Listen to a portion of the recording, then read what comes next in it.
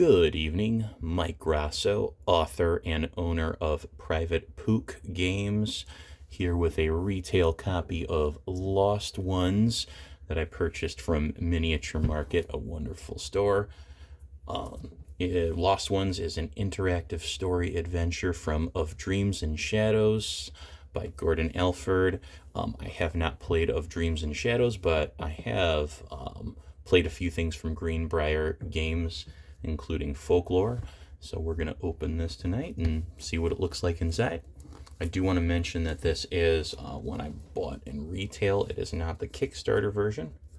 So if you're looking at some comparisons, you can compare what we see tonight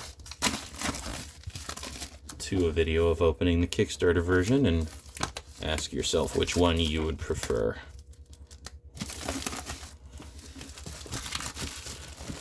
Gotta say, the cover art is just absolutely beautiful, which is pretty much Greenbrier's MO. They just have really wonderful, detailed and colorful, with a slight tinge of dark to their art. This is the adventure guide. Looking through, you can see this is kind of the rule book. They just call it the adventure guide because I think that sounds a little more exciting than saying rule book, which is cool with me. Once again, very awesome art. Symbol reference, that'll be useful. We have some punch outs, including what looks like character standees. Very cool. Oh, I would love to almost play as Nightmare. I am already loving Kaya's hair, so I'm going to punch her first. Maybe set that to the side if I get to pick a character, and we'll see who else I could do. Oh, let's see. Oh, a few more coming out. They are double-sided, so it looks like these will have some multiple uses. Very cool. Right away, the storybook. This is where I believe you get a lot of the story interaction. This is considered an interactive story adventure, so I think we are going to spend a lot of time going through this one. Once again, some just beautiful color schemes they have. And then, a tray that actually looks like it will successfully store pieces, which is awesome. This here looks like standees. I'm just going to go ahead and really quickly see how they work.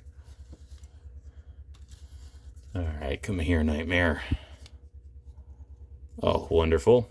Doesn't seem like it causes any damage to the standee. I know some games try to make these so tight because they don't want them to fall out, but then you end up with components that sort of get bent and damaged in the process. Looks like these are pretty well balanced and will stand up just fine. Awesome.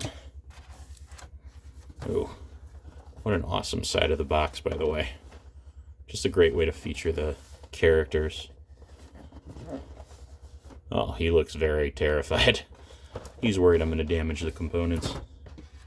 Let's check it out. We got some cards. I'm not sure if these are spoilers to look at the other side, so I'm just going to take the plastic off and check a little bit of them. I know there are some cards that I believe, I could be wrong, but I believe there's some cards that we should keep away from review. I know that I could have used this on the side, but it was not working for me, so. Awesome. So these are all numbered, which is making me feel sort of Seventh Continent-ish. And I'm going to take a peek at one of them, at this one right here. If you don't want to take a peek, a look at it, turn away from your screen really quick. Yep, looks like these are, I just took a quick look, it looks like these are the geography cards. These are what we'll be using, the tiles we'll be using to make the map. So this definitely has given me a little bit of a slightly smaller cards, but definitely a Seventh Continent vibe in terms of we'll probably be putting these down and designing our map. And obviously they'll be, I'm going to flip them real quick again. We'll be designing it a little more like this and making a map that we'll explore off of it. But that is really cool to see. That should be some fun exploring. Looks like these are 1 through 121, so these will store really nicely in here in just a bit, but I'll set them there for right now. Kaya can keep an eye on those. Nightmare can as well. And then we got one other piece, and I believe that'll be it. I'm going to try and use the appropriate way to open these this time. Ah, got it. I am capable sometimes.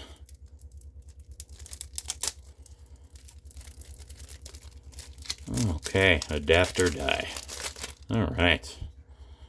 So this is the moon clock. I know there's a feature in this called the moon clock.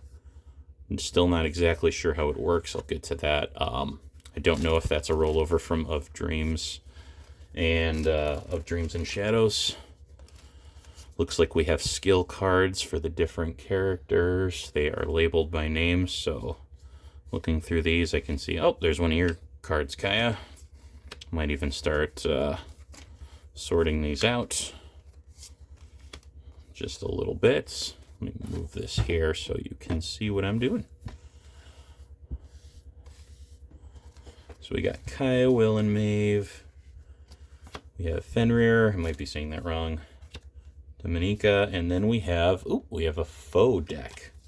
Sounds like we got some skills for our enemies. Let's see how many. Ooh, quite a few.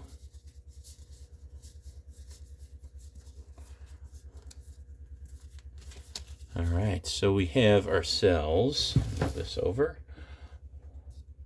a foe deck in here. We have a boon deck, which really reminds me of Folklore. Boons were a big thing in that game that could save you from death in many ways. Not that death was the end of the game in Folklore. That was a cool little thing that reminded me, not exactly reminded me of Sword and Sorcery, but that was another game I really enjoyed. That had the whole, you can die in the game and your game's not over. And then Bane. Obviously, Banes aren't going to be the opposite of boons. They're not going to be very good. So I'm assuming these will be very bad cards that you don't want to have.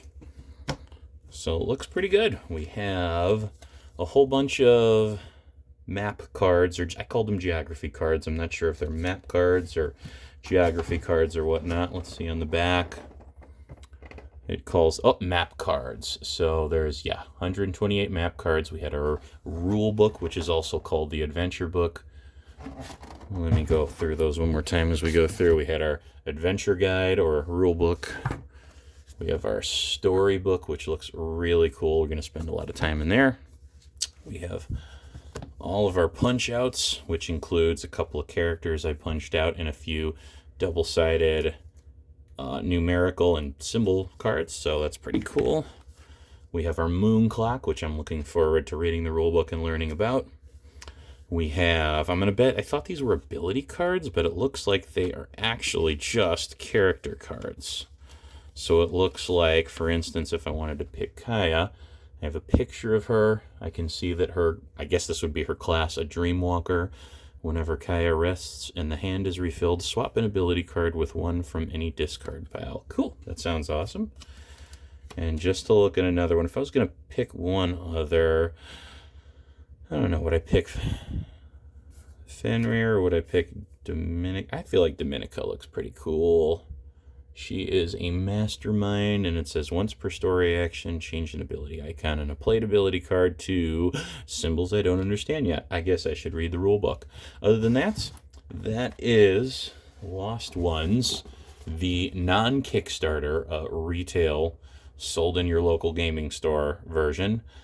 Looking forward to trying this one out, but that is our unboxing. Hope you enjoyed it.